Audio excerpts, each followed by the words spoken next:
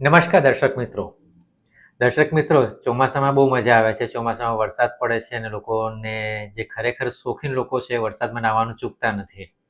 પણ વરસાદમાં નાહ્યા પછી મેઇન તકલીફ થાય છે, શરદી થઈ જાય, માથું ભારે લાગે, નાકમાંથી કફ આવે, શરદી ભરાઈ જાય અને પછી ક્યારેક તાવ પણ આવે. જો આવું થતું હોય તો ધ્યાન રાખવું જરૂરી છે. બેઝિકલી વસ્તુ એ છે કે જે આપણે ઉનાળામાં ઋતુમાં ગરમી વધારે હતી, સૂકી આબોહવા હતી, હવે ચોમાસાની ઋતુમાં ભેજવાળી આબોહવા થઈ ગઈ છે અને વાતાવરણ ઠંડકવાળું થઈ ગયું છે. તો આ વાતાવરણના જે પરિવર્તન થયું, ગરમીને સૂકી આબોહવામાંથી ભેજવાળીની ઠંડી આબોહવા થઈ, એને કારણે શરીરમાં વાયુ વધી જાય છે અને ઠંડકને કારણે કફ પણ બગડે છે. પર્ટિક્યુલરલી જ્યારે વ્યક્તિ ઠંડા પાણીથી એટલે કે વરસાદમાં નાહી છે ત્યારે એ ઠંડીને કારણે વાયુ કફ બગડે છે અને એને કારણે એને શરદી થવાની સંભાવના રહે છે.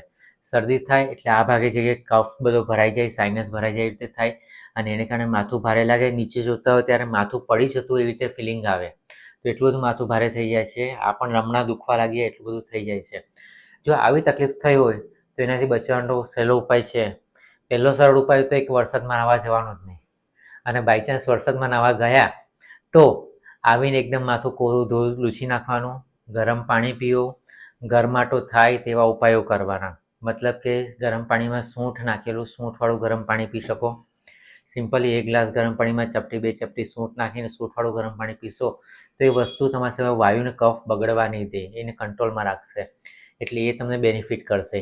એ ઉપરાંત બીજો ઉપાય એ છે, ધારો કે વધારે પડતો કફ જામી ગયો છે, માથું ભારે લાગે છે, તો ગરમ ગરમ સૂંઠનો લેપ કરવાનો રાખો કપાળ પર ગરમ સૂંઠનો લેપ કરશો એટલે થોડુંક અંદર ચચરાટ થશે, જમજમ થશે, પણ એ ગરમાટને કારણે જે અંદર કફ જામેલો છે કફ નીકળી જશે.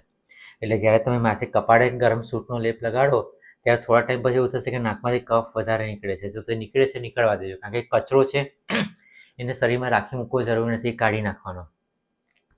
એટલે આ રીતે લેપ કરી શકો. બીજું ક્યારેક નાક બંધ થઈ જાય છે, નાક ભારે ભારે લાગતું એવું થતું હોય તો ગરમ અજમો તવી પર અજમોને શેકી નાખો ને એ અજમાની ધુમાડી તમે શ્વાસમાં લેવાનું રાખો તો એનાથી નાક ખુલી જશે, નાકમાં જે જામ થયું છે છૂટું પડી જશે. એ જ રીતે શેકેલા અજમાની પોટલી બાંધીને પોટલી સૂંઘવાની રાખો તો પણ એનાથી તમારો કફ નીકળશે અને વાયુ પણ મટી જશે. સાથે સાથે તમે અજમાને ગરમ પાણી સાથે પીવાનું પણ રાખો તો સારું રહેશે. એ ઉપરાંત ધારો કે આવી રીતે શરદી કફ થઈ ગયો છે ને એને કારણે તાવ આવે છે, તો તાવ માટે એક ઉપાય કહું છું, એ તમે ઉપાય કરી શકો. 5 પાન તુલસીના લો, 2 દાણા કાળા મરીના લો, એને અધકચરા વાટી લો અને 1 વાટકી પાણીમાં ઉકાળી નાખો. 1 વાટકીનો અડધી વાટકી ઉકાળો રહી તો એ ઉકાળો તમે પીવાનો રાખો. એ ઉકાળો પીશો તો તમારા શરીરમાંથી કફ ને તાવ ને બધું ઉતરી જશે અને સારું થશે. તો આવા ઘરગથ્થુ નાના ઉપાયોથી પણ તમે સ્વસ્થ રહી શકશો.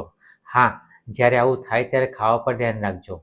મીઠી વસ્તુ પચવામાં ભારે વસ્તુ નથી ખાવાની, મેંદાની પ્રોડક્ટ નથી ખાવાની, સ્વીટ નથી ખાવાની.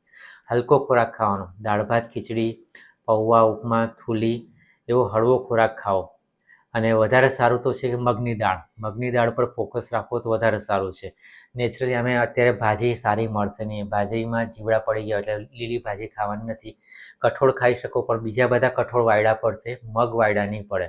તો મગનો ઉપયોગ કરી શકો. મગ ઇવન તાવ પણ ઉતારશે, એટલે મગનો ઉપયોગ કરો તો તમને તાવ પણ ઉતરશે ને કફ વધેલો છે ઘટી જશે. અને સાથે કબજિયાત ન રહે એનું ધ્યાન રાખવાનું, એટલે ગરમ પાણીનો ઉપયોગ રાખો, ચાલવાનું રાખો, એક્સરસાઇઝ રાખો, ઘરમાં હળવો વ્યાયામ કરી શકો. બસ આટલા થોડાક ઉપાયો કરતા રહેશો તો તમે ચોમાસાની ઋતુમાં પણ સ્વસ્થ રહીને જિંદગીનો આનંદ માણી શકશો. તો દર વખતે કહું છું એ રીતે જ મિત્રો, આયુર્વેદને અપનાવો, આજીવન સ્વસ્થ રહો. નમસ્કાર.